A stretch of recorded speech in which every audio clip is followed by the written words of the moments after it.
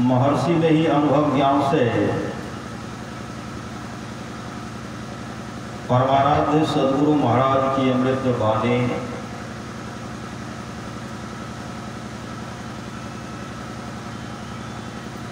यह सुंदर मनुष्य शरीर पाकर जो क्षणिक विषय सुख में लवलीन रहते माते रहते हैं और इसी में अपना कुशल समझते हैं, वे अत्यंत भूल में हैं। पिंड ब्रह्मांड की खोज कोई पक्षी नहीं कर सकता या चार पैर वाला पशु नहीं कर सकता। इसकी खोज मनुष्य कर सकता है, इसके अतिरिक्त दूसरा कोई कर ही नहीं सकता है। यह विश्वास मत करो कि केवल भौतिक बात से ही शांति और संतुष्टि मिलेगी। ऐसा कभी नहीं हुआ और न कभी होगा और न कभी होने वाला। पापों से छूटने की ताकत आप में तब होगी जब आप इनसे बचने के लिए कोशिश करेंगे और आपकी चढ़ाई ऊपर होगी। भौतिक विज्ञान की तरह सत्य है कि ऑक्सीजन और हाइड्रोजन को मिलाओ पानी होगा, इसी तरह इंगला पिघला को मिलाकर रखो प्रकाश होगा। वैज्ञानिक आविष्कार जैसे सत्य है वैसे यह सत्य है, यह अंदर की बात है, बाहर की नहीं। करके देखो, अपना निशाना अपने अंदर रखो, अपने को उस पर लगाए रखो।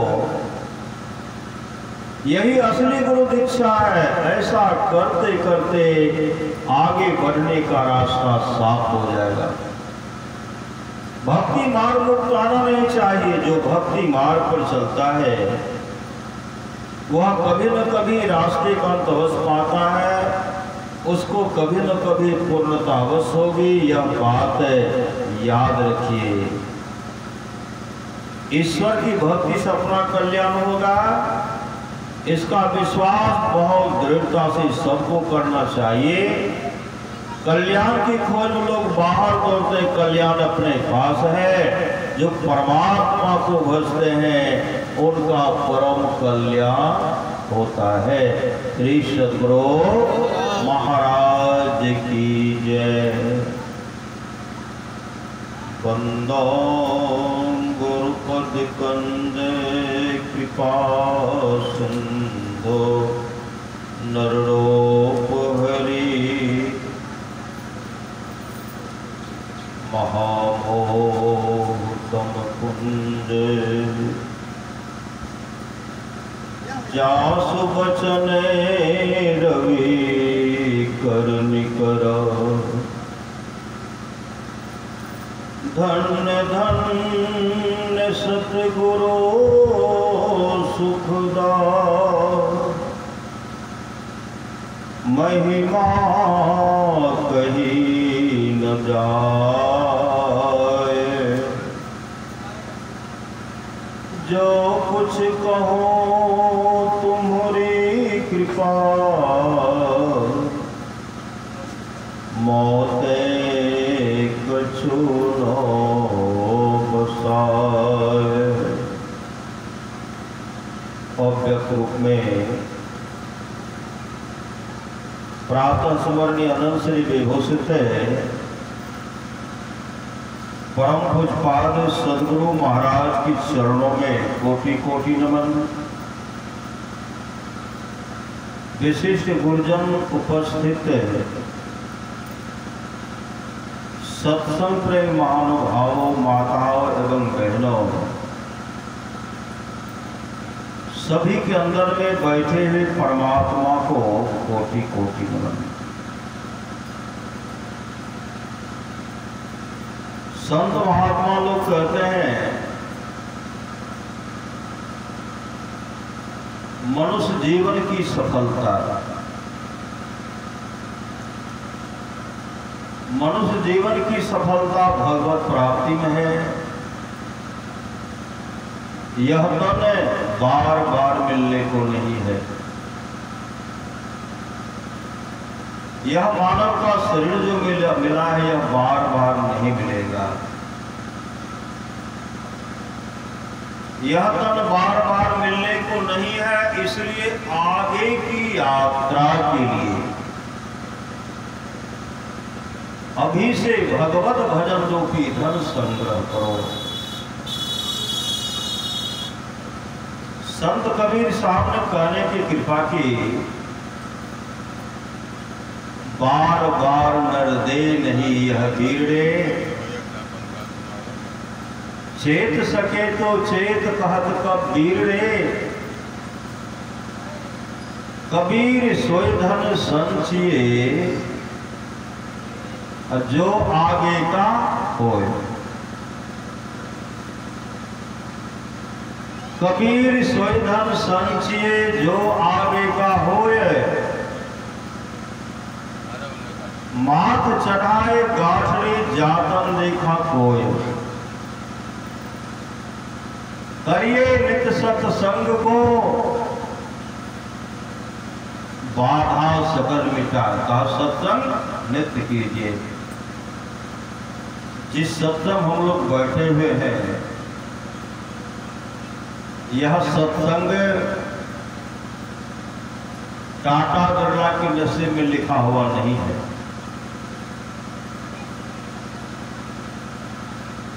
यह सत्संग श्रद्धालु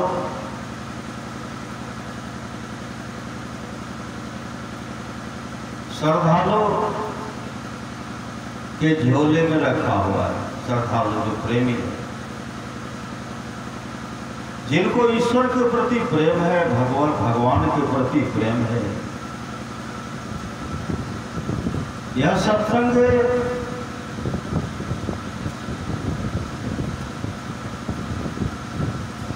जो भगवान के प्रेमी है, भगवान के भक्त हैं, उनके झोले में रखा हुआ, झोले में इस सत्संग का बहुत बड़ा महत्व है, बहुत बड़ा महत्व। भगवान कृष्ण कहते हैं निष्पाप उद्धव जी, कोई कितना भी अश्वमेध जग कर ले, कृष्ण चंद्रायण आदि आदि व्रत कर ले, उसके द्वारा में सुलभता से प्राप्त नहीं होता। बस एक सत्संग ऐसा दरिया है जिसके द्वारा में सुलभता से प्राप्त हो जाता, उस भक्त के वश में हो जाता और उस भक्त का परम कल्याण हो जाता, उस भक्त का परम कल्याण हो जाता।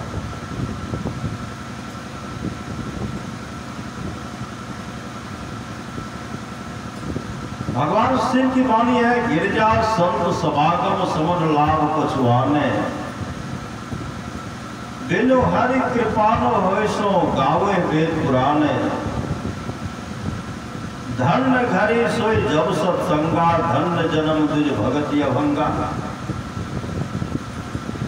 यह भी सुन रहे थे, सो कुल धन्य उमा सुनो, जगत पूज्य सुपुनीत, श्री रघुवीर परायण जहि नर उपजय विनीत।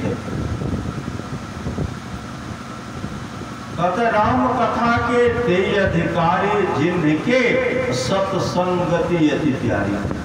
राम कथा के वे ही अधिकारी हैं जिनको सत्संग जो है अत्यंत प्यारी। गुरु पद प्रीति नीति रत जेई, तुझ सेवक अधिकारी थे। जो गुरु के चरणों में समर्पित रहते हैं वे ही राम कथा के सुनने का अधिकारी। गुरु पद प्रीति नीति रत जेई, तुझ सेवक अधिकारी तेई। संत महात्मा लोग कहते हैं यह मानव का शरीर जो है अनमोल है, अनमोल। आप लोग जानते होंगे भगवान ब्रह्मा ब्रह्मलोक में सत्संग करवा रहे थे, सत्संग। और सत्संग में गंधर्व अपने पत्नी के साथ आए थे, गंधर्व अपने पत्नी के साथ आए। सत्संग हो रहा था, गंधर्व अपने पत्नी से बात कर रहा था। बात ब्रह्मा जी से नहीं रहा गया। ब्रह्मा जी कहते अरे दोस्त है, जो सत्संग बहुत दुर्लभ हो, सत्संग में बात करते हो, गप करते हो, मैं तुम्हें साथ देता हूं, तुम्हारा यह गंधर्व का शरीर छूटेगा, मृत्यु लोक में ऐसी दुखियारी वहां पे कोख से पैदा लोगे जहां रहने के लिए घर का अभाव होगा, पहनने के लिए वस्त्र का अभाव होगा, भोजन का अभाव होगा। ब्रह्मा जी के सामने गंधर्व गिड़गिड़ाने लगते हैं और कहते हैं महाराज मेरा उद्धार कैसे होगा, मेरा उद्धार कैसे होगा। भगवान ब्रह्मा ने कहा जिस दिन तुम सत्संग का सम्मान करोगे, सत्संग सुनोगे, तेरा परम कल्याण हो जाएगा, परम कल्याण। इतना बड़ा सत्संग का महत्व है। सत्संग में सब कोई आ नहीं सकते, सब कोई आ, भक्ति रूपी पूंजी जिनके पास में होगी वही सत्संग में आएंगे, नहीं तो सत्संग में सब नहीं आ सकते। परमारा समाज की वाणी है, जिसके आस पास में सत्संग हो, अगल बगल में सत्संग हो, वहां के लोग घर में बैठे रहे, सत्संग में नहीं आवे नहीं जाए, समझिए ऐसे लोगों का भाग्य संस्कार बहुत गिरा हुआ है। ऐसे लोगों का भाग्य संस्कार क्या है, बहुत गिरा हुआ है। कोई नाच पार्टी रखने दीजिए, क्या जगह नहीं देख पाइएगा। श्री सदगुरु एक बार नाच करवा दीजिए, आज सत्संग हो रहा है, रात में एकदम पूरा माइक से कह दीजिए, 10 बजे के बाद जो है एकदम नाच गान होगा। अभी तो बिछावन लगाए हुए हैं, अपना बोरा लेकर के आएंगे, चटनी लेकर के आएंगे, फिर या कुर्सी लेकर के आएंगे, अब कोई टस से बस नहीं करें। क्यों नहीं करेंगे? उनके अंदर में भक्ति रूपी पूंजी है ही नहीं। हीरा के दुकान में कौन जाएंगे? श्री सदगुरु सोना का दुकान देखते होंगे बाजार में, हीरा का दुकान, चांदी का दुकान, सब्जी का भी दुकान देखिए, भीड़ कहाँ लगी रहती है, कहाँ?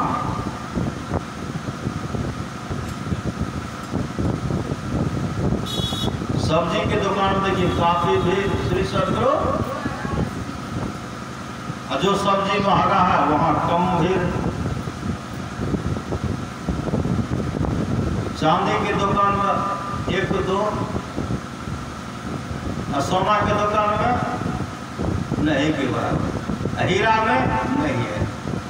श्री सदगुरु वही हीरा है, यह हीरा, हीरा से भी विशेष कीमत है इस सत्संग का है, जिस सत्संग के लिए तो स्वामी तुलसीदास जी कहते हैं,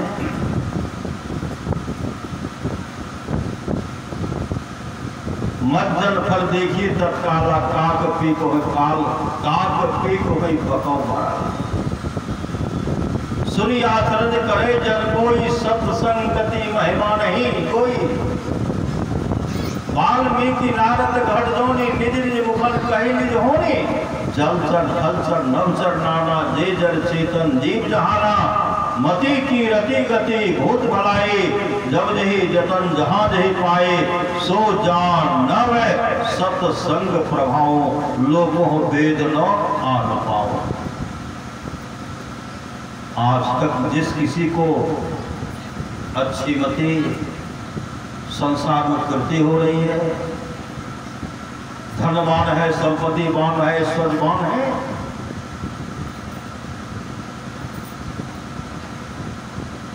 लोग भलाई करते हैं, फल सब चाहते हैं,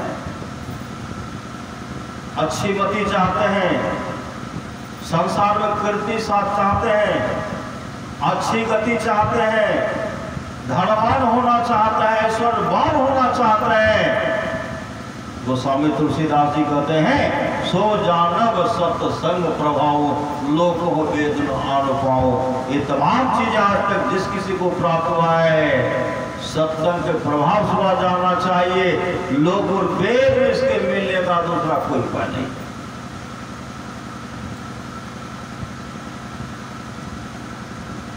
सत्संगति दुर्लभ संसारा निमिष दंड भरी एको बारा। संसार में फलवा दंड भर एक बार भी होना बहुत मुश्किल है, बहुत मुश्किल। अब हम लोग कहाँ की सत्संग बैठे हुए हैं? आज जो हम लोग सत्संग कर रहे छठी शिला के अवसर पर न, सबके जन्मदिन, सबके छठी शिला, सबके मुंडन संस्कार के अवसर पर सत्संग नहीं होता।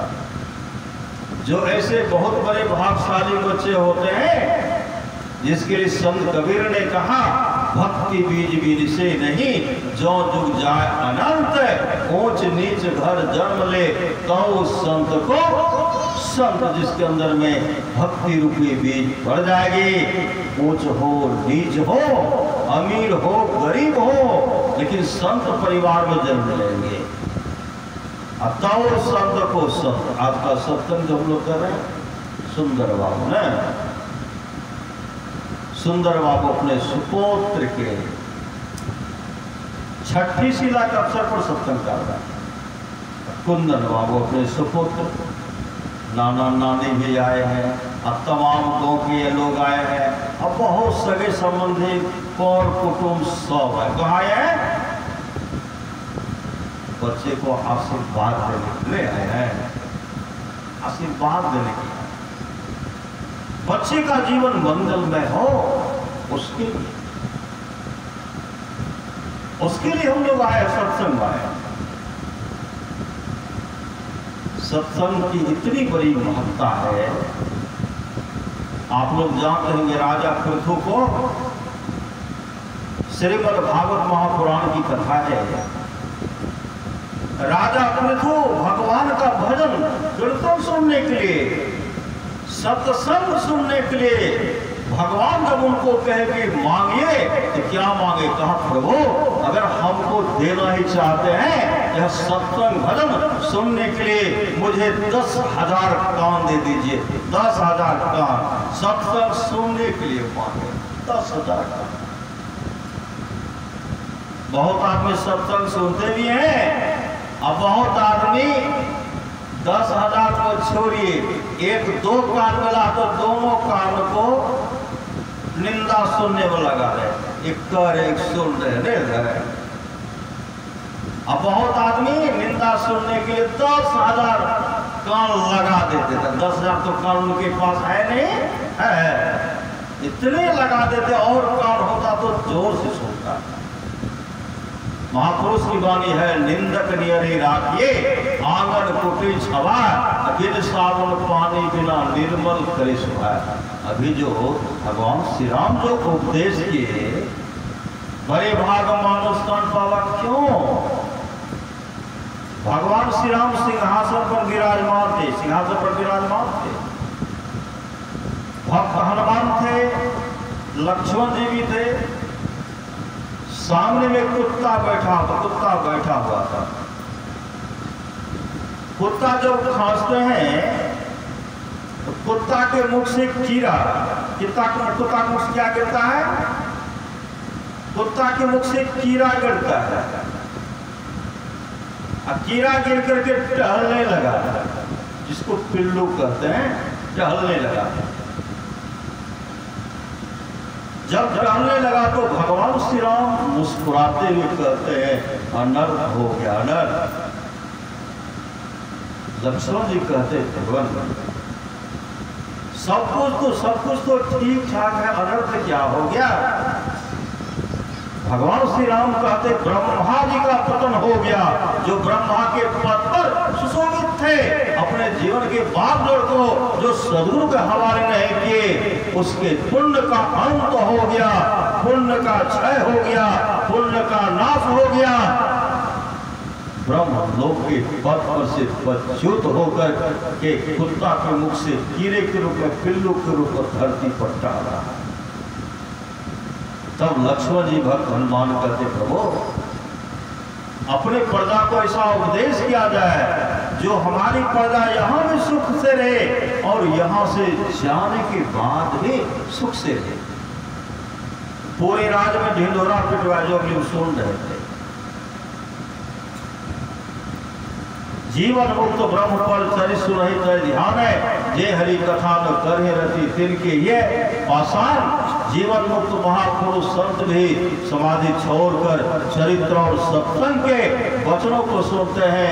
जो हरि कथा में प्रेम नहीं करते उसका हृदय पत्थर है। अभी सुन रहे थे, बड़े भाग मानुष तन पावा, सुर दुर्लभ सब ग्रंथ ही गावा।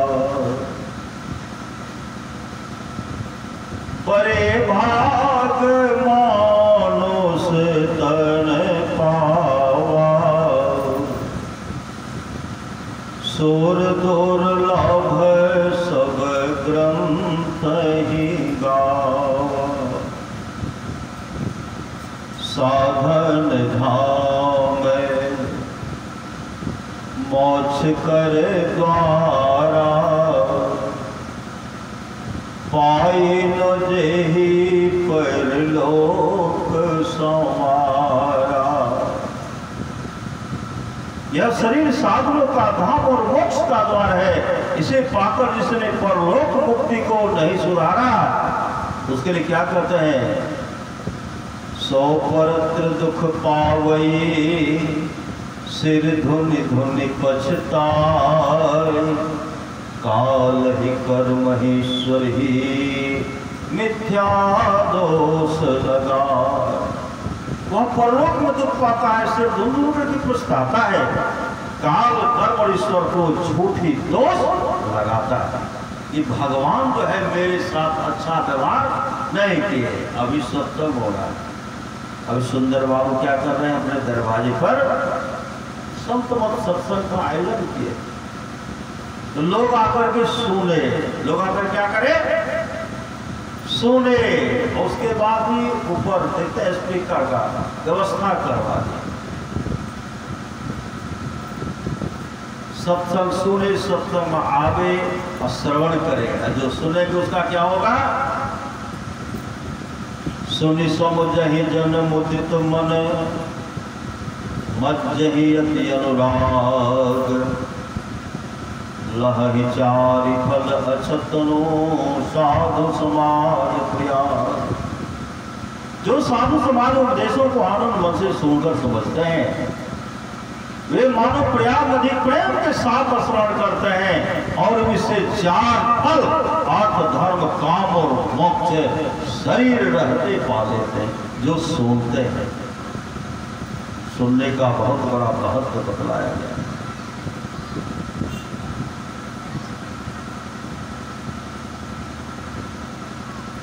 आप लोग जानते होंगे कम खुराकी बहुत अच्छे सत्संगी थे। अच्छे सत्संग वे अपने जीवन में कूली का काम क्या करते थे? कूली।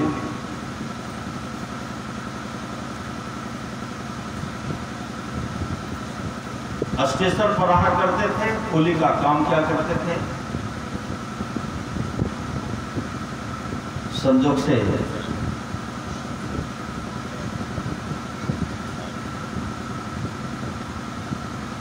से क्या हुआ? एक सेठ बहुत बड़े कंजूस सेठ थे, बहुत कंजूस। स्टेशन पर उतरते हैं और कहते हैं हमको अमुक जगह जाना है, अमुक जगह जाना है। तो बहुत कूली उनके पास आ गए। कूली कहते हैं सेठ जी कहाँ चलिएगा? तो सेठ जी कहते हैं हम अमुक गाँव चलेंगे। कहा चलिए। सब आदमी तैयार हो, लेके जाएंगे तो एक ही आदमी, एक ग्रुप पूरी जाएंगे। बहुत चारों तरफ से घेर लिए, हम चलेंगे तो हम चलेंगे। सेठ जी को सब चलेंगे तो सबको तो रुपया देना पड़ेगा। गठरी एक के है, ये सब जाने के लिए तैयार है। सेठ जी कहते हैं वहां जाने में कितना रुपया लगे? कहा 25। सेठ जी कहते हैं इससे कम में नहीं चलोगे? कहा नहीं।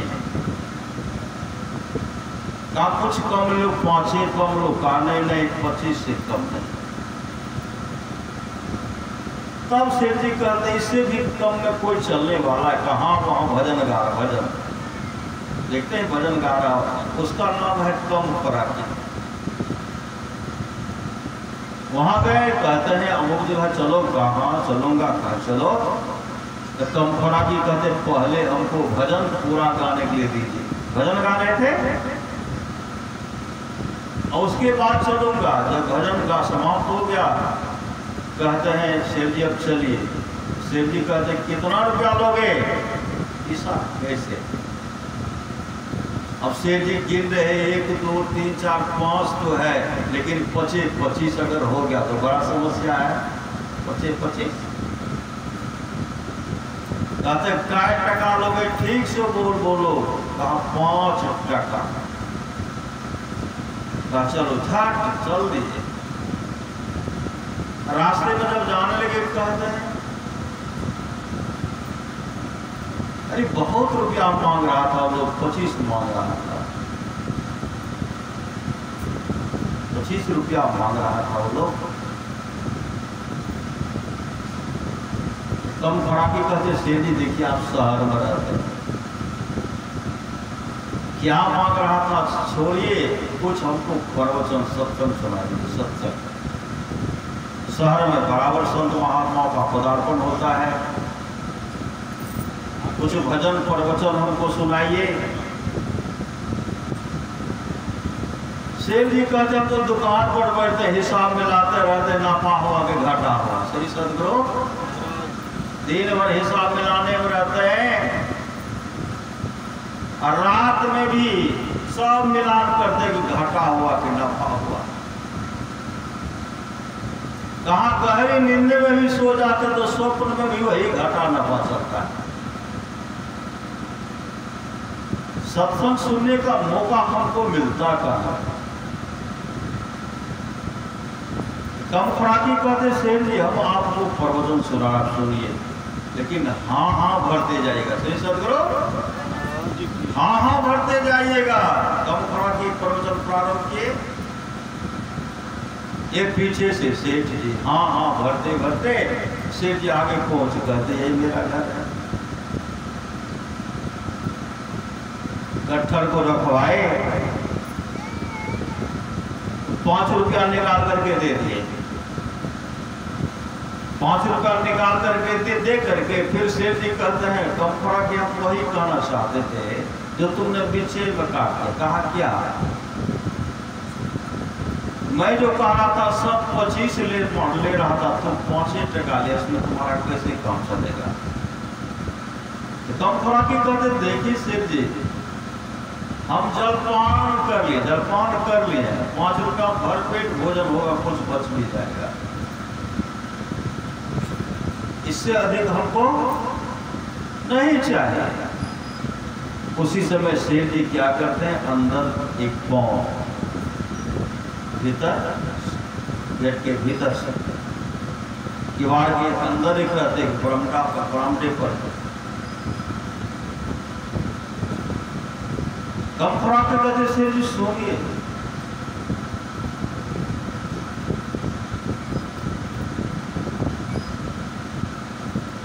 आज रात हमारी घटको हो जाएगी, 7वें दिन आपकी इतना सुनते सेठ लड़खड़ा करके गिरिए पड़े। वो संभालते हैं, सेठ जी को बाहर रात नींद नहीं आता, गड़बड़ बदलते रहे। सुबह जब गया फराकी संसार से चल बसे थे, लेकिन उनके याद में लोग इतने आंसू बहा रहे थे, सब कहते थे बहुत अच्छा था, बहुत अच्छा। संत महापुरुष कहते हैं ऐ संसार के लोगों, संसार में ऐसा काम करो अंत में लोग भी तुम्हें श्रद्धा से तुमको याद करते। लड़खड़ाते हुए सेठ घर आए, करवट बदलते रहे, समय या संसार तो चल बसे। लेकिन जीवन में कभी सत्संग भजन नहीं कहते। कम खुराकी के साथ वही 10 मिनट का सत्संग सुने थे। जब राज अदालत में वही 10 मिनट का सत्संग जो है, इंद्र का पद उनको दे दिया गया, इंद्र लोक का राजा उनको बनाया गया। इंद्र पर जिनकी इंद्र की गति, इधर उधर देख रहे हैं, सेठ जी सोच रहे हैं कुछ सन के लिए मिला है कुछ, उसके बाद नरक में जाना पड़ेगा। सेठ जी को सिंहासन पर मन ही नहीं लगता था, छटपट इधर से उधर कर रहे थे। अप्सरा सब कह रहे थे महाराज अरे कुछ देर, कुछ घंटों के लिए आपको मिला, इसके बाद नरक में आपको जाना पड़ेगा। नाच गान देखना तो देख लीजिए। अप्सरा कहे लगी पंखा झेलने के दीजिए, इसके बाद तो नरक में जाना पड़ेगा। शेर जी आगे देखते हैं तो काफी भी कुछ लोग दूर में बैठे हुए हैं, वहां उतर कर गए। कम फराकी का सत्संग वहां भी हो रहा था। कहाँ में? वहां भी हो रहा था। जो सुन रहे थे, जो पर लोक यहाँ सुख चाहो, सुनि मम बचन हृदय दृढ़ गाओ, सुलभ सुखद मार्ग भाई, भगति मोर पुराण श्रुति गाय,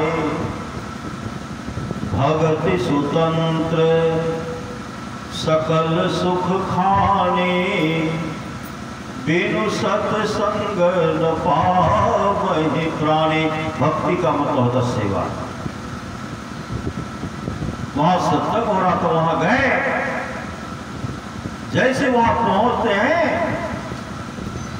सेठ जी कम खुराकी से कहते भैया कम खुराकी, अरे मुझे जमदूत बुला रहे हैं, मैं क्या करूं, मैं नरक का दृश्य देख करके डर रहा हूं।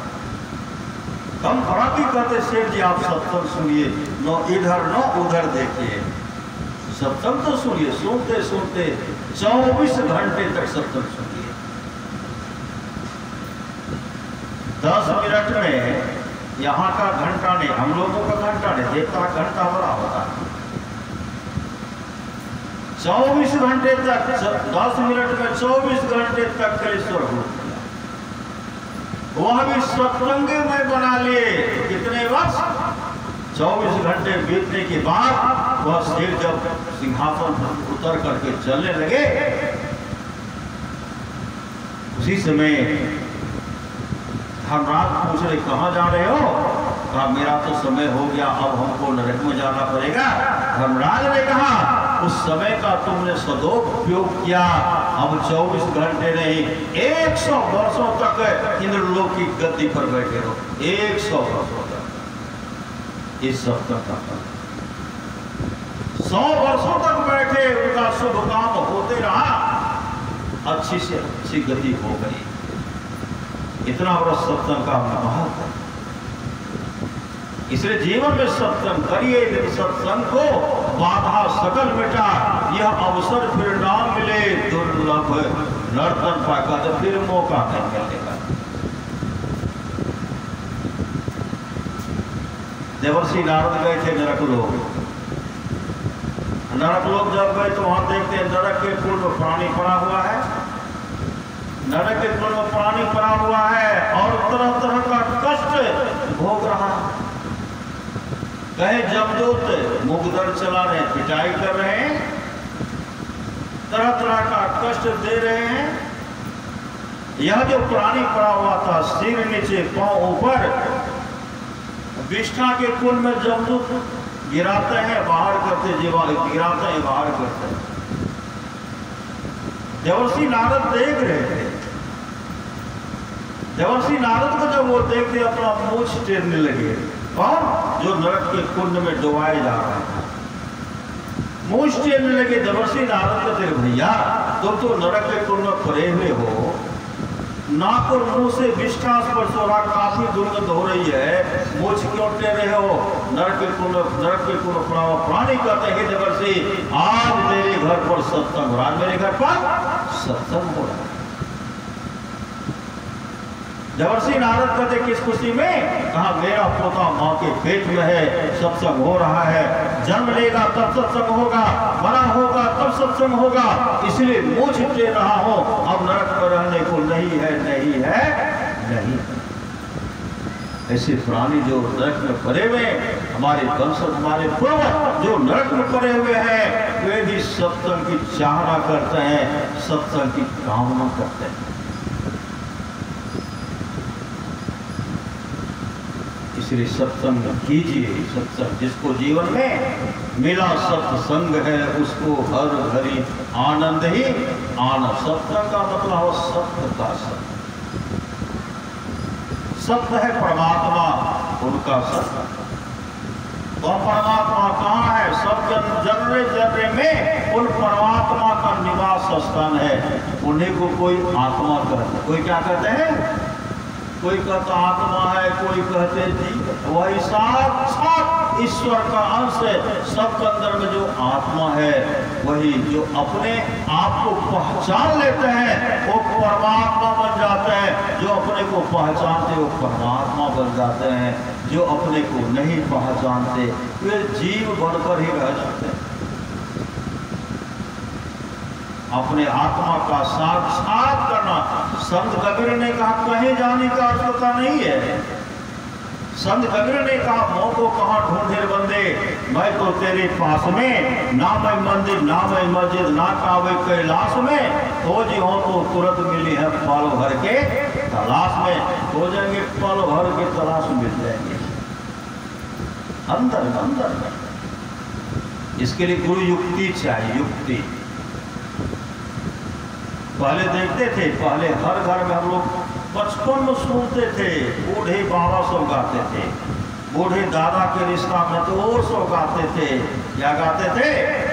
राम नाम लड्डू, गोपाल नाम घी, हरि नाम मिश्री, घोर घोर घोर पी। राम का नाम लड्डू है, राम का नाम किसी तरह लीजिए, मिठाई लगेगा ना। मिठाई किसी तरह का क्या होगा? पूरे खा लीजिए कि टुक्का खा लीजिए, एक कलमा खाइए, एक आध पौवा खाइए, मीठा लगेगा। एक तिल खाइए तो मीठे लगने लगेगा। मिश्री को लीजिए, मीठा लगेगा। चीनी मीठा लगेगा। शक्कर खाइए, मीठा लगेगा। राम का नाम लीजिए, ये अमर मतलब परम कल्याण करते। राम नाम अमर नाम भजो भाई सोई, सोई सत धुन सब घट घट कोई। राम का नाम लड्डू है, राम नाम लड्डू, गोपाल नाम घी, गोपाल कृष्ण को कहते हैं।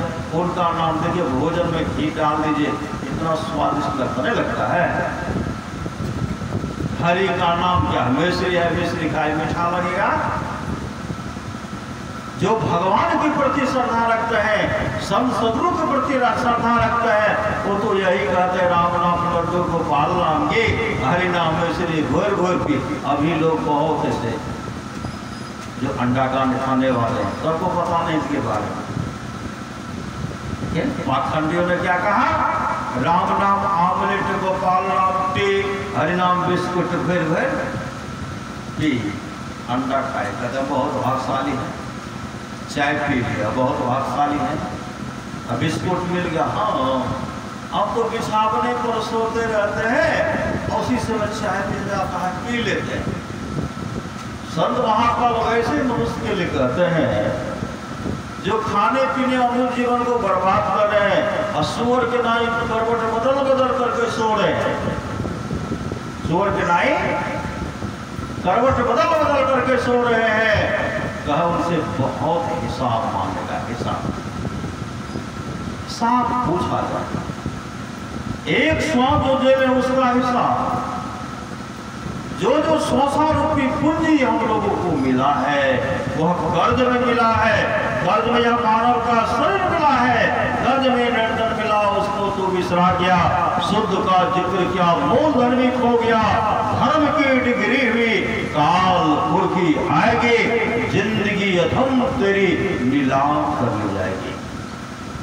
नीलामी होने से अपने आप को बचा लीजिए। क्या?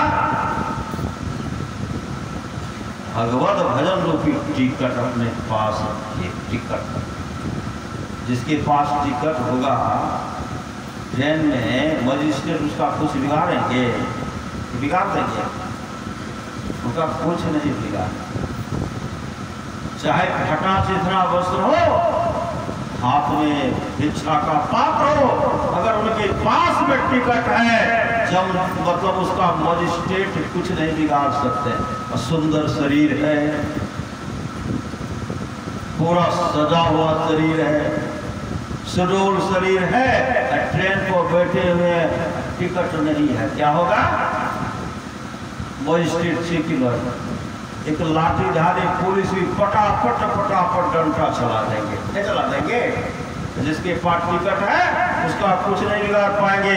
इसलिए संसार में आए हैं, संसार में आए मानव का शरीर मिला है, इनको सार्थक करना, मनुष्य जीवन की सफलता हो, सफल हो जाए, इसके लिए अगर आपके पास में सद्गुरु रूपी, ज्ञान रूपी टिकट नहीं है, भजन भेद रूपी टिकट नहीं है, जब तो कहीं भी पछाड़ देंगे। श्री सद्गुरु पछाड़ नहीं खाना पड़े, दुख नहीं सहना पड़े, जिस अवस्था में जैसी हालत, जिस हालत में हो, राम ही सुमिरिए गाइए, राम राम नाम का सुमरण कीजिए। राम ही सुमिरिए गाइए, राम ही संतत सुनिए, राम गुण राम। यह सत्संग रूपी, भगवत भजन रूपी पूंजी जिसके पास में होगा, उसका जीवन सदा मंगल ही मंगल होगा।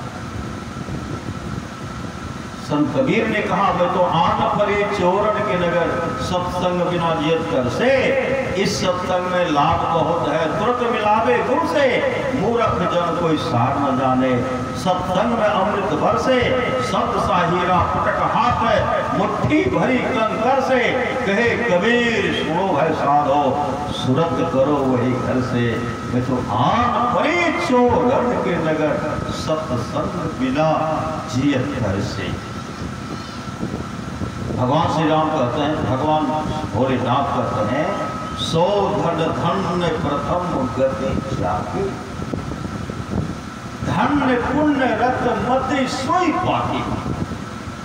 आप लोग जानते हो एक सेठ थी, एक सेठ भगवत भजन में लीन रहा करते, उसके पास से जो भी धर्म रूपी पूंजी की समाप्त हो गए, धर्म रूपी पूंजी समाप्त,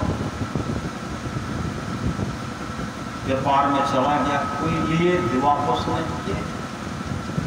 धीरे धीरे वो सत्संग को अपनाए, सत्संग। एक दिन उनकी पत्नी थी धर्म पत्नी। धर्म पत्नी किसको कहते हैं? जो अपने भी धर्म कर रही है, शुभ काम पुण्य काम कर रही है, अब पति को भी, पति से भी पुण्य काम करवा।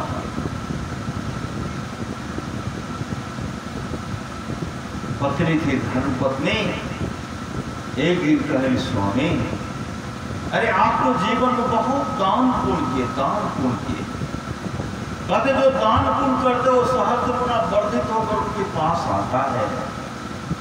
आप शिव मंदिर बनाए, ठाकुर वाड़ी बनवाए, विद्यालय बनवाए, अस्पताल बनवाए, कुआं बनवाए, पोखर बनाए, आदि आदि बनाए। शुभ काम कीजिए, आपके पास तो बहुत धर्म रूपी पूंजी है। एक काम कीजिए, आप कहीं बेच लाइए, बेचने के चले जाइए। शेर जी विचार की मेरा एक पूंजी कौन खरीदेगा? उनके मन उनका मन कभी मानता ही नहीं था। मैंने शिव मंदिर बनाया है, ठाकुर बना, बाड़ी बनाया, तो उसका भी कोई पुण्य होगा, उसके बारे में उनको पता ही नहीं। बराबर जो अपने उनकी पत्नी आग्रह करते रहे, कहते हैं एक सेठ जो है अमुक जगह पे सेठ पुण्य खरीदते हैं, आप बेच लाइए। पत्नी के कहने पर वह जाने के लिए तैयार हो गए। पत्नी क्या करते हैं, पड़ोस से बगल में आटा बनाए, आटा जो भोजन का सामग्री था उसे लेकर के अपने घर में बनाए। बनाए, क्या बनाए? पराठा, पराठा बनाए, कुछ हलवा बनाए। शेर जी थे, सुंदर सुंदर भोजन खाते थे, भरपूर मात्रा में नहीं हो लेकिन हल्का मात्रा में था, लेकिन परोठा जो था उससे भर पेट उनका हो जाता। लिए चल दिए, आगे जब बढ़ते हैं बहुत दूर गए, एक जंगल होकर के जा रहे थे।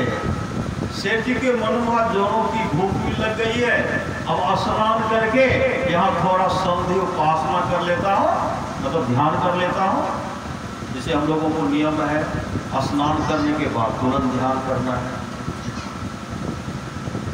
तो वहां गए स्नान के, वहां एक कुआं था, कुआं के पास बैठ कर स्नान किए, स्नान करके ध्यान किए, और ध्यान करके जो पत्नी के द्वारा जो मिला था पराठा, वो निकाल करके, जैसे हम लोग नहीं चढ़ाते हैं जिनको अपने प्रेष्ठ को चढ़ाते हैं, वह शेर जी निकाले और पूज्यम वस्तु हे गोविंद तुभमेव समर्पये।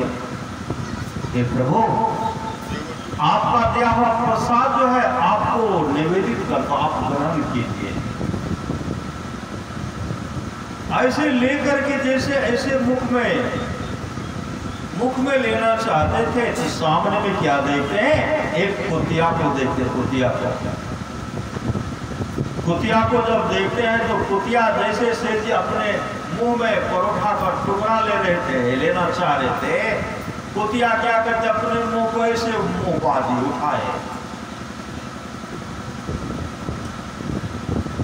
ऐसे लेना दिए नहीं, कुतिया ऐसे मुंह करता, ऐसे लपक लेने की तरफ आ गए।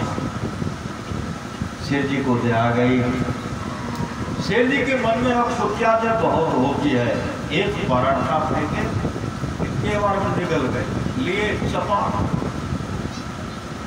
शेर जी कहते काफी भूखी है, दूसरा परोठा दिए, लपा, एवं प्रकार से सातों पराठा दिए, सातों पराठा कुतिया खा गए। जो हलवा को सब्जी था वह भी दिए, वह भी लपा करके खा।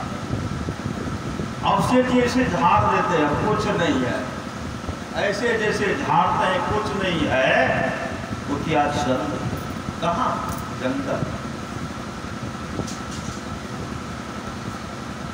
वह जंगल ही था, बगल में गए कुतिया। कुतिया को भी 7 बच्चा, कुतिया 7 दिन से भूखी थी, कुतिया को 7 बच्चा 7 दिन से भूखी थी।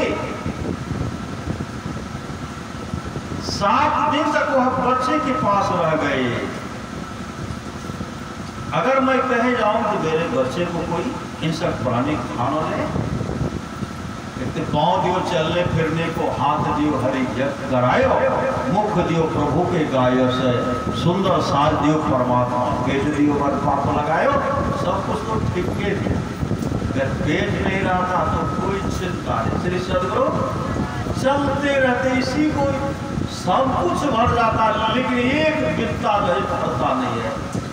ये जब तक रहेगा ये भरने वाला, आज भर दीजिए कल खाली रहेगा। श्री सदगुरु नहीं भरी, कभी मैं नहीं देना पड़ता, चलते रहते तीरथ विराग हमेशा करते रहते। ऐसा है कि इसको भी भरो और भगवत भजन करो। तो बहुत ऐसे भागशाली हैं, परिवार के भरण पोषण करके भी भगवत भजन करते हैं, और बहुत ऐसे खाने पीने में अमूल जीवन को बर्बाद कर रहे, खाए पराठा पौन पोशाका, जम का बछड़ा पलता है, जम्बर जाती तोड़े खाती, उससे क्यों डरता है।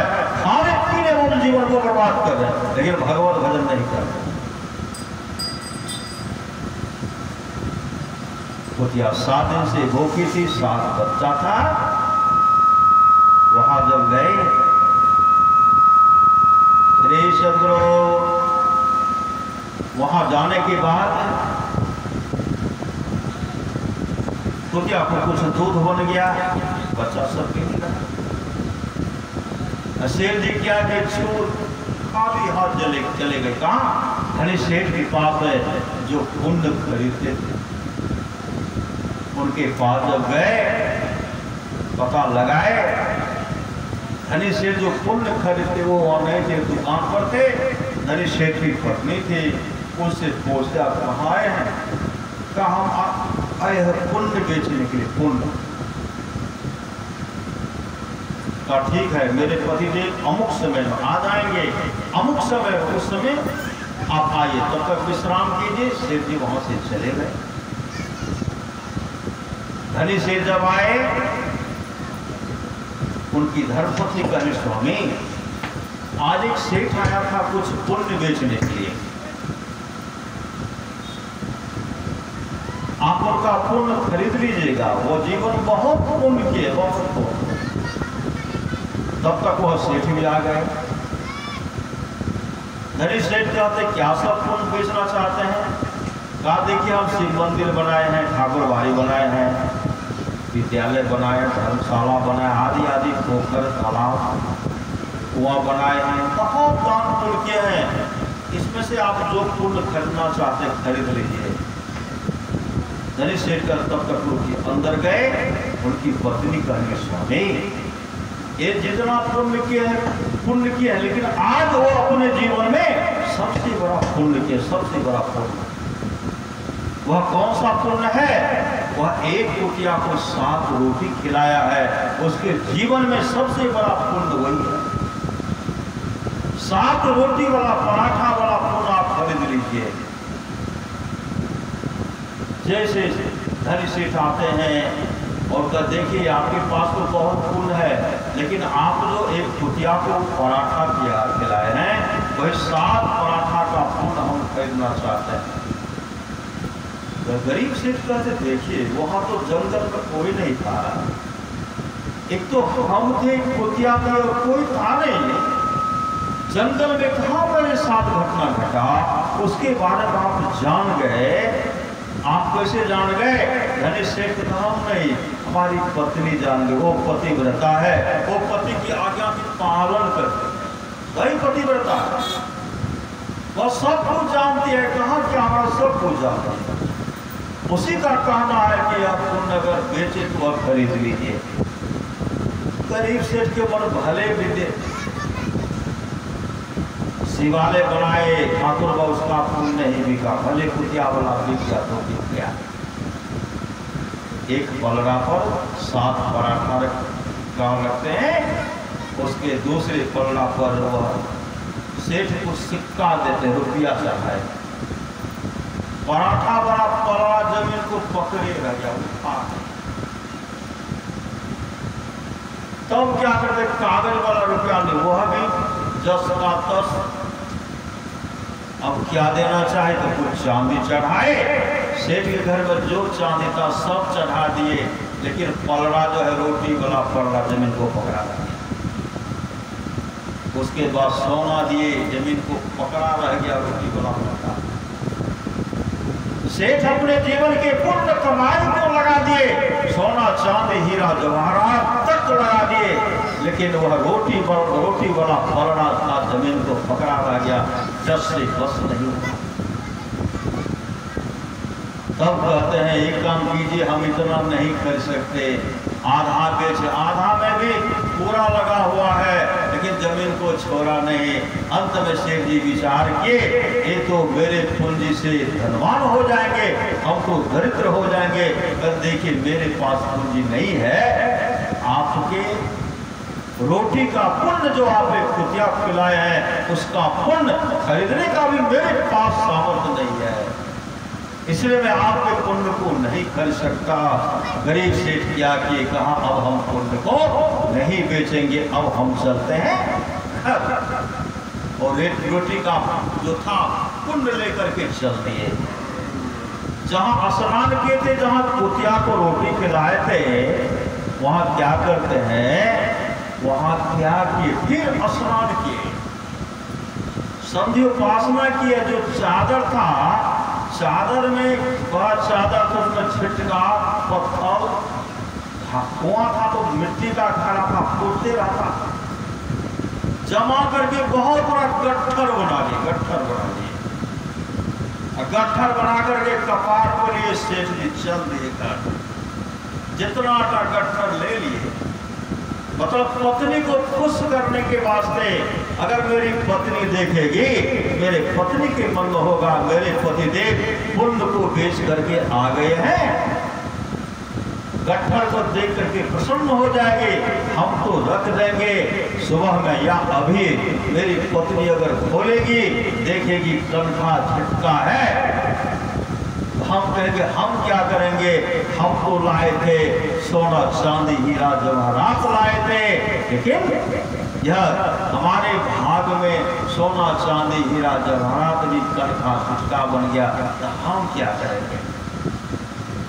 पत्नी को खुश करने के लिए लाए थे। जैसे घर आए, घर में क्या करता है तो पत्नी सुंदर सुंदर भोजन बना, सेठानी थी, तरह तरह का सुस्वादिष्ट भोजन बना रहे थे। सेठ जी मन में विचार करते हैं घर में तो कोई व्यवस्था था नहीं, लगता है फिर पहले भी पड़ोसिन से ला करके हमको बनाए थे, अभी भी पड़ोसिन से लाई है, मेरे पास कुछ है ही नहीं, अब तक इसका यह भी करता रहा। जगह गए, घर में गए, गट्ठर पटक दिए, गट्ठर जैसे पटकते हैं उठता है छड़ा, पत्नी के कान में आवाज गई, पत्नी की मेरे पति दे पुण्य को बेच करके अब आ गए हैं, कल से मेरा कारोबार जो है, मेरा जो बिजनेस है प्रारंभ हो जाएगा, फिर मेरा दिन रात बदल जाएगा। सेठानी भोजन बना रही थी, जब भोजन बन करके तैयार हो गया, जहां गट्ठर रखे तो उधर जब नजर दौड़ाते तो प्रकाश पैदा, प्रकाश जगमगा रहा था, घर में प्रकाश फैल रहा था। देखते पूरा प्रकाश में पत्नी प्रसन्न हो गए। शेर जी को कहते स्वामी उठिए, चलिए भोजन कर लीजिए। तो शेर जी क्या कहते हैं, मेरा भोजन करने का इच्छा नहीं है, मुझे मत जगाओ, हम बहुत परेशान हैं। कहा नहीं चलिए भोजन, कहा नहीं हमको मत जगाओ, ऐसे आंख को बंद कर ले। कई बार प्रयास के जब जस से बस नहीं कर रहे हैं और कह रहे मुझे मत जगाओ, सेठानी कहने लगी अब आपको खाने पीने में मन थोड़े लगेगा, क्योंकि आपने घर में, आपके घर में रत्न जो है हीरा रत्न जगमगा रहा है। शेर जी को और चोट लगी कि ये लगता है झटका जो बांध करके लाए हैं, ये देख लिया आप, इसीलिए हमको करे और आपको बंद कर दिए, अब आप खोलते ही नहीं। अंत में सेठानी काफी आग्रह, स्वामी चलिए, अरे देखिए नहीं इतना घर में प्रकाश फैल रहा, कपड़ा को जैसे आंख को लेते खींचते हैं, देखते पूरा जगमगा रहा है, वो करके देखते हैं तो पूरा घर प्रकाश फैल रहा। वहां जब गए, जैसे गट्ठर को खोलते हैं, छिटका गट्ठा नहीं था, उसमें रत्न से भरा हुआ गट्ठर था, रत्न का गट्ठर था। उसी समय शेर जी कहने लगे देखिए, मैंने कुतिया को सातों पर उठा दिया, मेरा वहां जो सेठ के पास मेरा और फूल वो नहीं खरीदे, परोठा वाला फूल खरीद रहे थे, वह भी वो नहीं खरीद पाए, आधा मैंने बेचना पड़ा, वह भी नहीं खरीद पाए। अंत में तुमको खुश करने के लिए जहां मैंने कुतिया को रोटी खिलाया था, वही का झिटका कंठा बांध करके लाए, वही गट्ठर में था, लेकिन यहाँ तो रत्न से भरा पड़ा।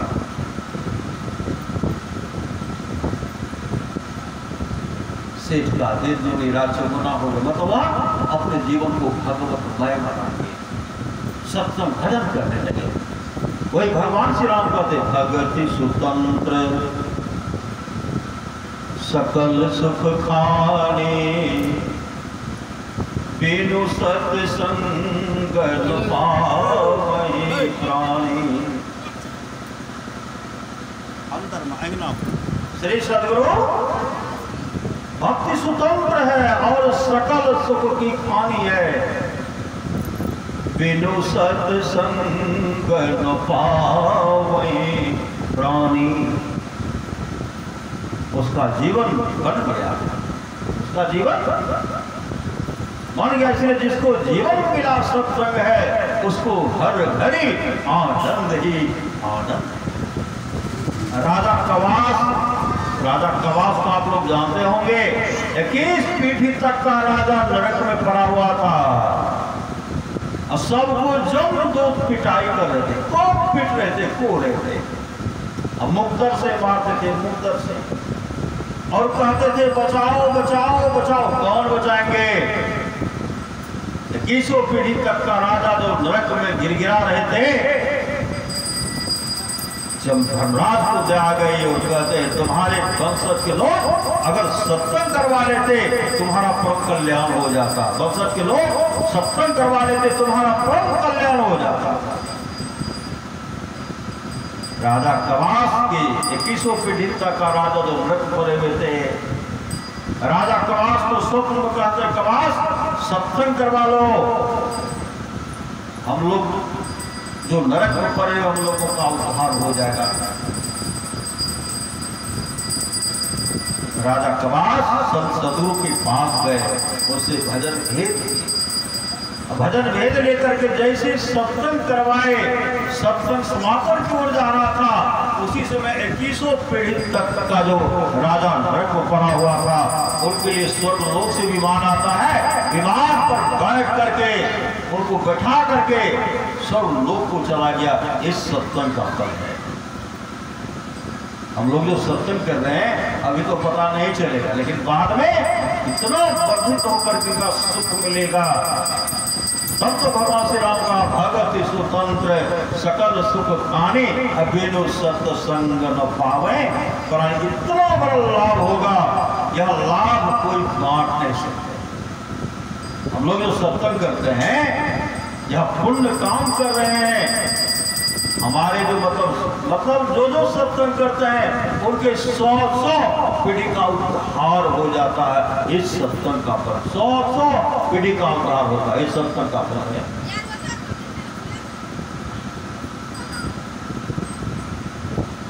राजा अजगर के शरण में चले गए थे। जब राजा जनक भजन भेद लिए, राज्याभिषेक हुआ, जब सत्संग करवाए, जो राजा अजगर के शरीर में चले गए थे वह भी सत्संग का श्रवण करते हैं। सोमते सोमते अजगर का शरीर छोड़ता है, राजा अजय गंधर्व लोक रूप में आते हैं, गंधर्व लोक से विमान आता है, विमान पर बैठाकर उनको गंधर्व लोक को चल लेके चला जाता है। इस सत्संग का फल है।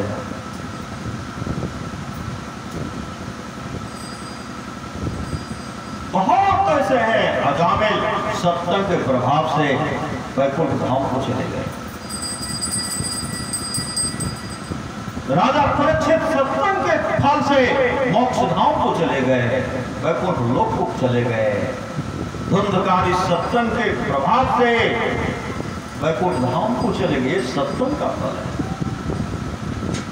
करिए नित सत्संग को बाधा सकल मिटा, यह अवसर फिर ना मिले, दुर्लभ नर तन पाया। मानव का शरीर बहुत अनमोल है। एक एक श्वास के लिए सिकंदर तड़पते रह गए, ऐ डॉक्टर मुझे किसी तरह बचा लो, ढेर सारा धन दूंगा, सोना चांदी हीरा जवाहरात का अंबार लगा दूंगा, लेकिन मुझे किसी तरह बचा लो, आधा राज तक दे दूंगा। लेकिन डॉक्टर ने कहा, हे विजेता, आप दुनिया की तमाम दौलत मेरे हवाले कर दीजिए, लेकिन आपके श्वास में एक भी श्वास जोड़ने को किसी को ताकत नहीं। उस समय सिकंदर पश्चाताप करते हुए कहते हैं, काश अगर हम जानते दुनिया के तमाम धन दौलत देने के बाद भी मेरा अपना प्यारा सा श्वास कोई वापस नहीं दे सकता, मैं अपने अमूल्य श्वास को बर्बाद नहीं करता।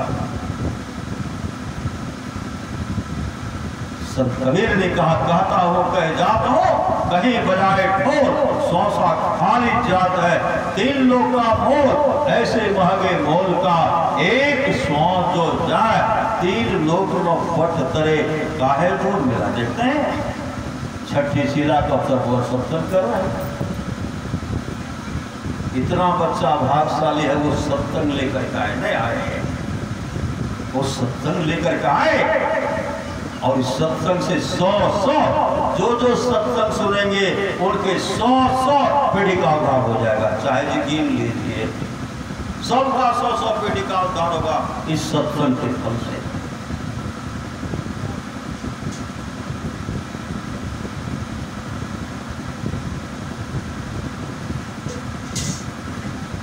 इसलिए जीवन में सत्संग कीजिए। और यह भी सुन रहे थे, भगति स्वतंत्र सकल सुख खानी, बिनु सत्संग न पावहि प्राणी। भक्ति किसने की? भक्ति जनाबाई ने, भक्ति चांदगुणा ने, भक्ति नरहरिश्वरार ने, भक्ति नरसिंह मेहता ने। भक्ति की बहुत मीराबाई, सहजोबाई, दयाबाई, करमती बाई, संत कबीर, संत रविदास, संत तुकाराम, संत दादू दयाल जी महाराज, संत नाभाजी महाराज, संत समर्थ रामदास जी महाराज आदि आदि बहुत भक्ति किए और अपने जीवन को सफल और सार्थक कर लिए। नामदेव जी महाराज के बारे में आप लोग जानते होंगे, बहुत से भक्त भी हैं, नहीं? कोई राम भक्त, कोई शिव भक्त, कोई हनुमान भक्त, कोई संत भक्त, नहीं? सब भक्ते हैं, नहीं?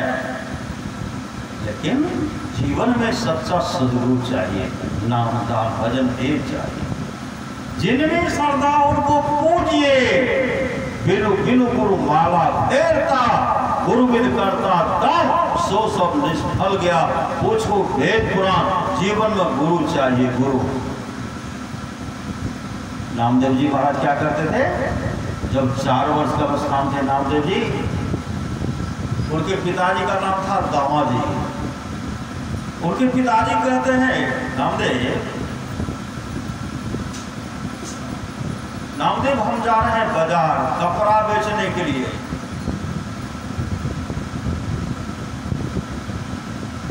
हम कपड़ा बेचने के लिए जा रहे हैं और तुम भगवान विट्ठल को स्नान करा देना। भगवान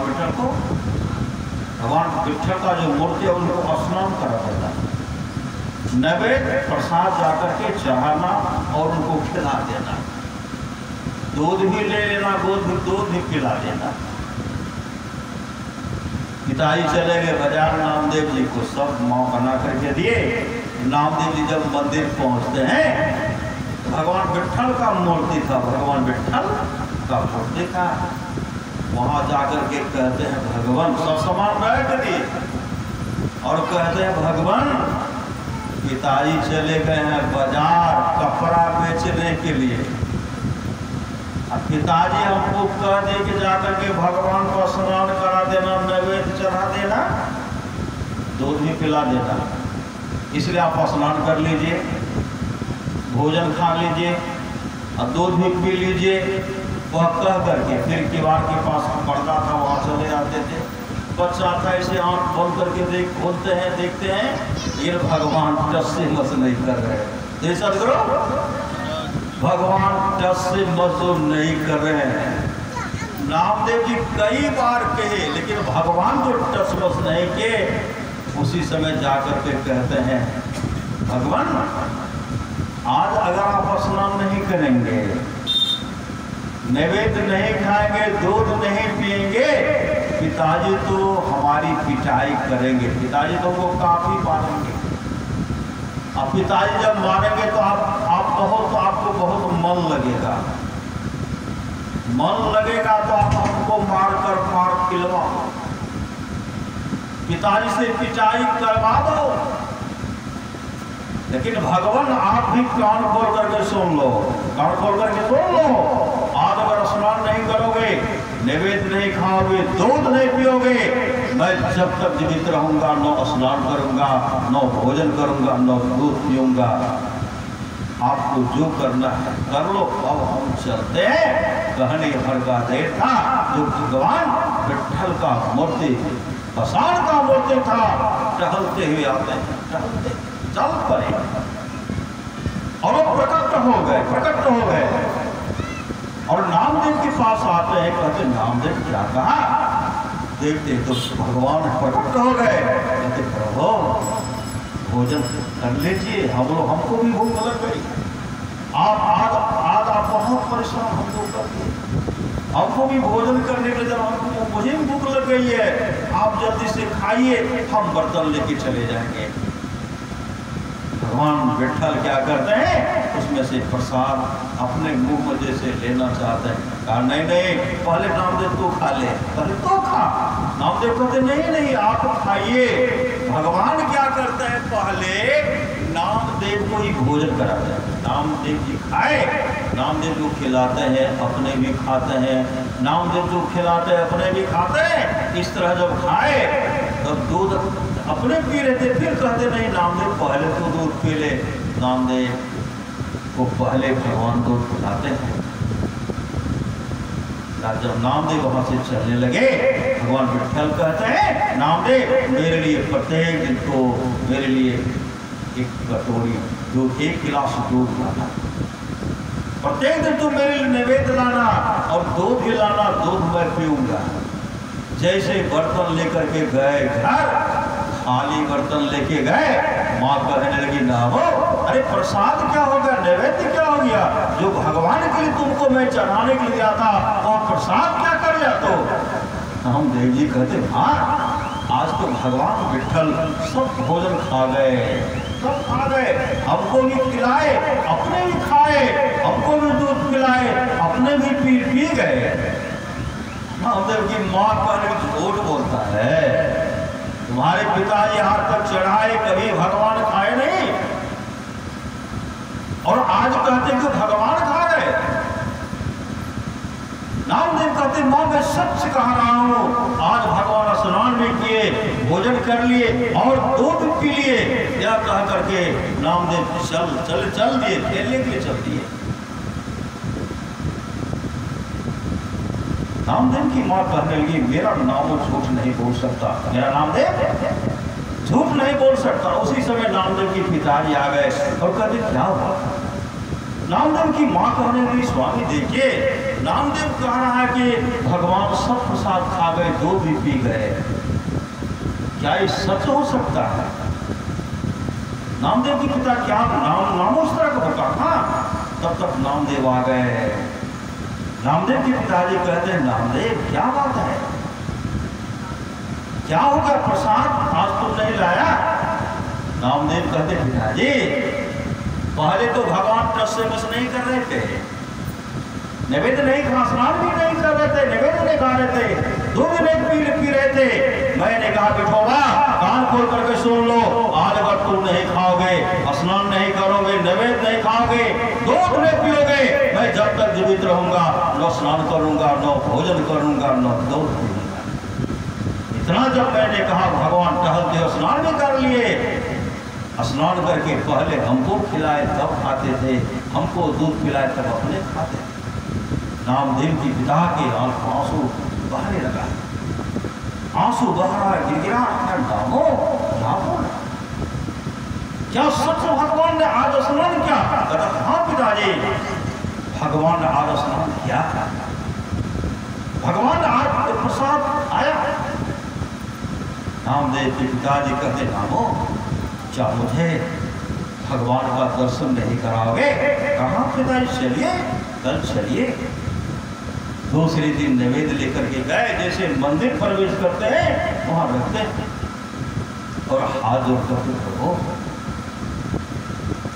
स्नान कर लीजिए, नैवेद्य खा लीजिए, दूध पी लीजिए। उसी से भगवान प्रकट होकर आए, प्रकट होकर के आते हैं, क्या करते हैं पहले नामदेव को खिलाते हैं, अपने भी खाते हैं।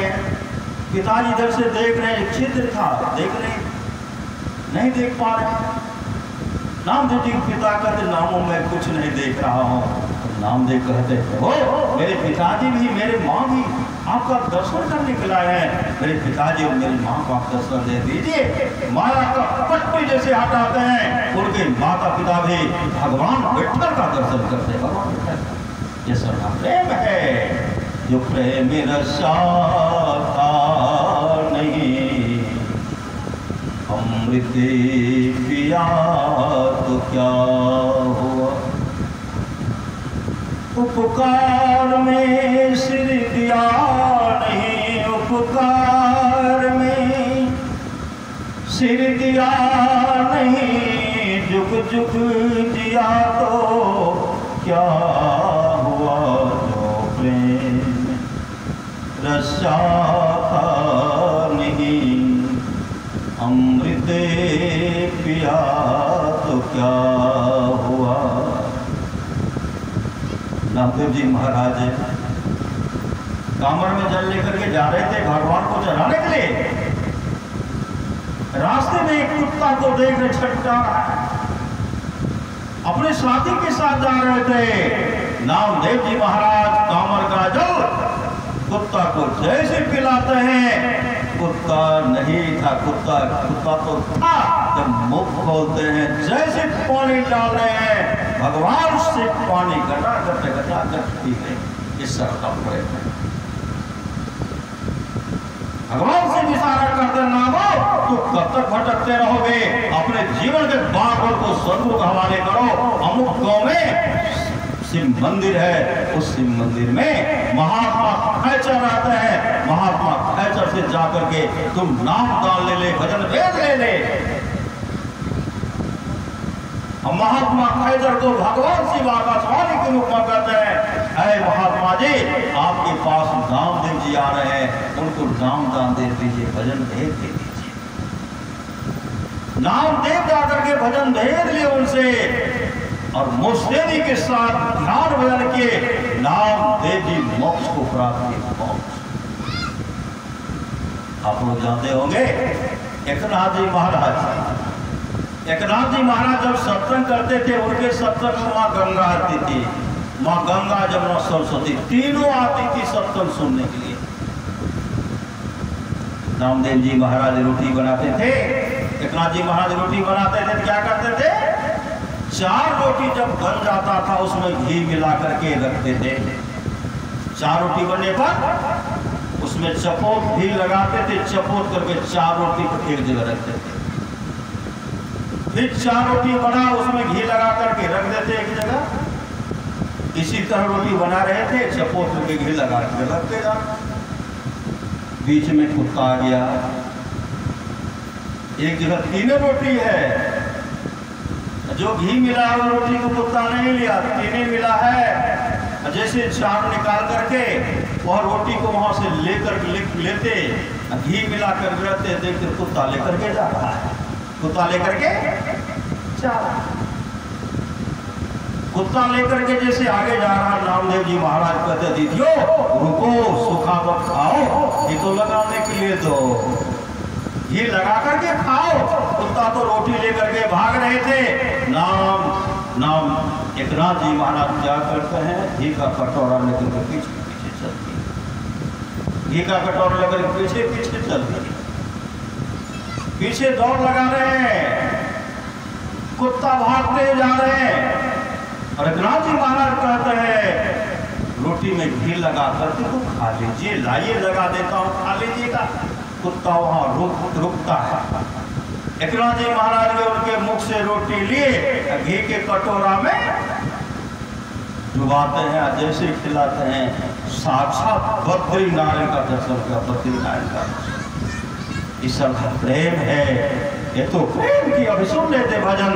ये तो प्रेम की बात है बोधो, बंदगी तेरे बस की नहीं है। ये तो प्रेम की बात है बोधो। ये सभा प्रेम से होता है। आप लोग जानते होंगे पुंडलिक को, पुंडलिक को जानते होंगे।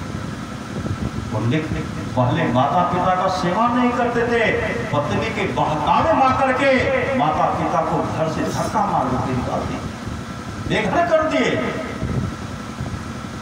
माँ पिताजी को घर से बाहर निकालने के बाद माता पिता दूसरे गांव में जाकर के एक मंदिर पर आकर के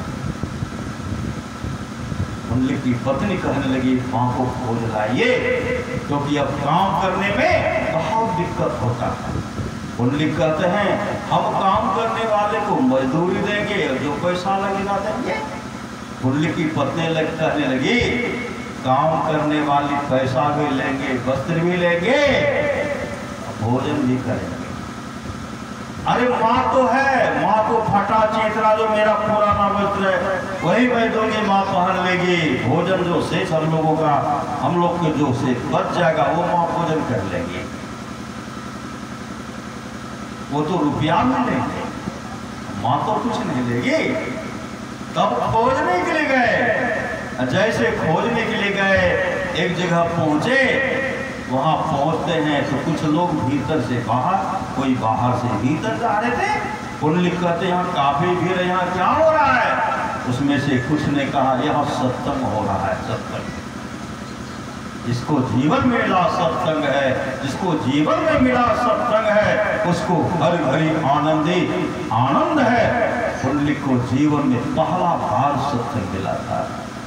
जैसे अंदर प्रवेश करते हैं, कुकुरसी प्रवचन कर रहे थे, कुकुरसी प्रवचन कर रहे थे। वहां 3 दिव्य सुंदरी माँ है, बगल में 3 दिव्य सुंदरी माँ है, उनके हाथ में फूल का माला है। कुकुरसी के चरण पर रख करके प्रणाम करके वह सत्संग सुनते। पंडित तो माता पिता को प्रणाम नहीं करते थे, माता पिता का सेवा नहीं करते थे। पंडित जब उस माँ को देख उनका हृदय द्रवित हो गया। उनके मन वहां की माँ का चरण स्पर्श करना, इन माँ का चरण स्पर्श करना चाहिए। जैसे पुंडलिक आगे बढ़ते उनका चरण स्पर्श करने के लिए वह माँ फटकार करके कहेगी पापी, घर पर तो, घर में तो माता पिता को भोजन नहीं देता, घर में माता पिता का सेवा नहीं करता है। अपने माता पिता को घर में धक्का मार मार करके घर से बेघर कर दिया। तेरा तन भी अपवित्र है, मन भी अपवित्र है, विचार भी अपवित्र है। इस अपवित्र हाथ से मेरा चरण स्पर्श करके मुझ पर पाप चढ़ाना चाहता, पापी हट, भाग पापी भाग। पुंडलिक पीछे हट गए, रोने लगी माँ मेरे घर पर घटना घट रहा था, मैं कभी माता पिता का सम्मान नहीं किया, कभी प्रणाम नहीं किया, भोजन में नहीं करा, माता पिता को धक्का मार मार करके घर से बेघर कर दिया। मेरे घर पर जो घटना घट रहा था, जो घटा उसके बारे में आप जानती हैं माँ, आप कौन है?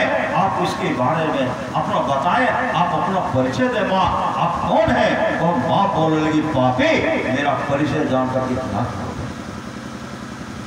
जाओ माता पिता का सेवा करो। पुंडलिक जब रोने लगे माँ सही में माता पिता का सेवा नहीं किया, घर से बाहर कर दिया, माँ मेरा कल्याण कैसे होगा? माँ आप कौन है? जब आंख पर रोने लगे तब वो माँ कहने लगी मैं गंगा हूँ, कोई यमुना हो, गोदावरी है। पुंडलिक कहते माँ आप गंगा यमुना गोदावरी सत्संग आती है? उसे माँ गंगा ने कही मैं आए तो क्या आए, इस सत्संग में लक्ष्मी सरस्वती पार्वती जी आते हैं, इस सत्संग में तमाम देवता आते, तमाम देवियां आते हैं, ब्रह्मा विष्णु महेश तक आते हैं, लक्ष्मी सरस्वती पार्वती जी तक आती है, तमाम जितने भी जीवन मुक्त महापुरुष हैं ऋषि मुनि सत्संग आते हैं। मैं आए तो क्या आएगी? माँ मेरा उद्धार कैसे होगा? उसी समय माँ गंगा कहने लगी जहां तुम्हारा उद्धार होना चाहिए तुम यहाँ आ गए हो, अपने जीवन के बातों को सब सदगुरु के हवाले कर दो। अभी सुन रहे थे करण आधार सदगुरु दे नावा कुछ ऋषि से तुम भजन भेज ले लो, भजन भेज लेकर के तुम्हारा पिता माता पिता मुक्त मंदिर में वहां जाकर के भरपूर सेवा करो। वहां पे आंख से आंसू बहे, पिता के आंख से आंसू बहे, सुख का आंसू। और तुम्हारा माता पिता यह कहे कि मेरा पुत्र बहुत सेवा करता है। और इस तरह जब तुम्हारे पिता के मुख से, माँ के मुख से इस तरह का वचन निकल जाएगा, तुम्हारा परम कल्याण हो जाएगा। तब पुंडलिक भजन भेद लिए। भजन भेद लेने के बाद गए जिस मंदिर में कहा, माँ गंगा ने कहा था मुख्य मंदिर में तुम्हारे माता पिता है, वहां गए, माँ के चरण पर गिर गए। माँ माँ माँ, जैसे माँ माँ कहते हैं, पुंडलिक भी रो रहे हैं, उनकी माँ भी रो रही। अब सेवा में लग गए। कैसा सेवा? माँ को क्या चाहिए? माँ पिता को क्या चाहिए? सूखी रोटी, गीली साग और दूध मिलता है, बरखा भात। सेवा में लग गए। समय पर स्नान कराना, जलपान कराना, शरण दमाना, शरण को सहना, पंखा देना, जाड़े के समय में गोईठा का व्यवस्था करना, गर्म पानी से स्नान कर, यही काम था। अब भोजन करा करके चरण को सहलाते रहते थे। माता पिता जब सो जाते थे, पुंडलिक भी माता पिता के चरणों में अपना सिर रख करके सोता था।